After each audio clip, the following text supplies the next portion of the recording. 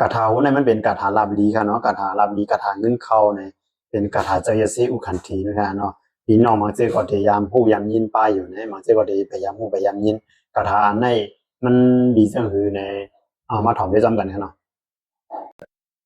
กถาโหในพวานนี้มันมีจังหือละลายในหมายหนึงสังเกตว่าลับผ้าเฮาปีกไว้เนี่ยมันจังเฮ็ดให้เฮามีศูนย์ลี้ลับศูนย์ลี้ลับลีนี่เขาว่าเนาะหมายสองในสังเกตว่าเฮาโหลไลนีดีเบิ่นสิแลสม่ำไรในพลวดมันขนาดในมันจังที่คนแดนนี้มันจังที่หมอแดนมาเนี่ยว่าหมายสามสังเกตว่าเฮาโหลแดนดีๆเบิ่นสิแลเฮาหาตั้งไหนก็ไลว่าตั้งไหนไลเต้าตั้งไหนไลเฮาโหลแดนนี้เบิ่นในรอดมันคาถาในที่จริงเนี่ยเฮาจังได้ไลแดนได้ง่ายๆเนี่ยเนาะ ไม่สีซ้ำสังเกตว่าเพราะว่าเขาขายโคขายกุ่นนั่นแหละเนาะขายสังก็อยากตั้งขายตั้งการตั้งขายเขาขายดีแล้วก็ขายออกว่าสังว่าเส้นในกระถางในแคมป์เด็กๆค่ะเนาะแล้วก็ไม้ห้าลองการลองงานค่ะเนาะแคมป์แบบอันเตรียมโทนซึ่งในก็กระถางในจอยอะไรค่ะแล้วก็ไม้โคก็สังเกตว่าอยู่ในการในงานเสร็จเลยตั้งเล่งไม่เล่งก็เลยสังเหมือนเราตั้งเจ้าการเจ้างานในสังเรียบร้อยกันถูกบ่พอความกันในรวดบรรทัดฐานในก็จังเฮ็ดให้แคมแบบนี้มาหรือสิเก่าว่าจังไหนเอาความดีมันได้บ่มีดังนั้นนั่นมันชื่อว่าเป็นคาถาองค์พระองค์พี่นึงนั้นมันเป็นคาถารวดเป็นคาถาเจยสิอุคันธียิบกรรมมาจะมือปานหลายปานหลายบุญนี่นะคาถาในมือเขาก็เรียกนี่เสียสมาเขายามสอนไว้ดาสีค่ะเนาะยามสอนในมือเขาก็เรียกค่ะเนาะพวกมาด้วยเนี่ยโจเสียดอหลงเขาเมืองมานเกาหลีตัวเสียดอหลงของเมืองใต้เกาหลีมังป้าในยิบกถายิบที่กถาในรอดเขากถาในเขาเมืองมานได้กำนำได้ตัวเสียดอเขากูเจ้ากูผมก็บ้านในยิบกถาในกำนำลำหันเมียนจังไหนอ่ะกถาในมันแข็งถึงกันมากกันนะเพราะนั้นคาริมาโจไปรอดกถาในคาริมาลาดีลองเจ้าเยซีอุคันธีอีกหนึ่งขนาดนี้เจ้าเยซีอุคันธีเนี่ยมันเป็นเจ้าเยซีมานเสแล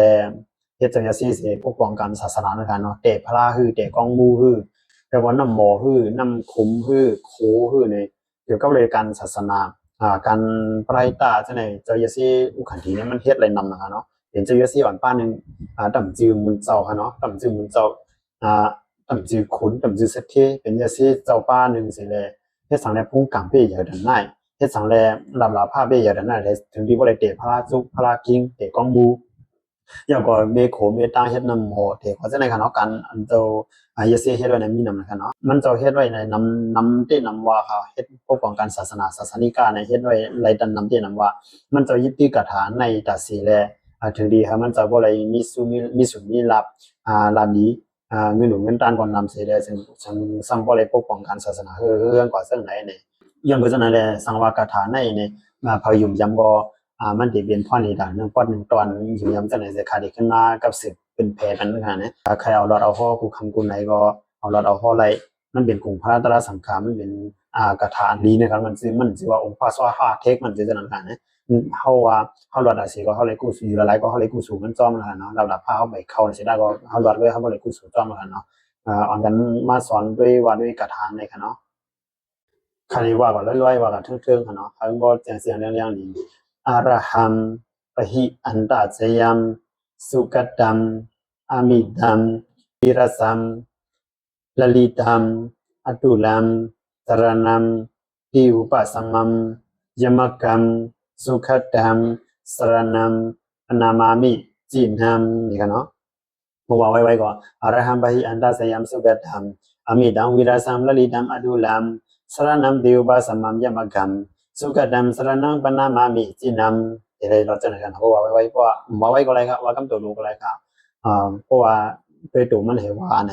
เพราะว่าไรมาอย่างไหนเป็นว่ามันกูวันไหนจะว่าจะจับแต่เปลี่ยนสีวันค่ะผมซื้ออยู่สามสิบนาทีก็มันก็สร้างเดมจอยอะไรเนี่ยมันค่ะนะมันจะเป็นคาถาเป็นตอนดักก้นดีนะครับก้นดีตื้อค่ะนะออกค่ะมีสนามนะคะสามสิบว่ามันมีความดีในก็อ่อนกันสืบเป็นเพวันเธอเลยหูเลยหันกูก่อนค่ะนะที่จมมันค่ะ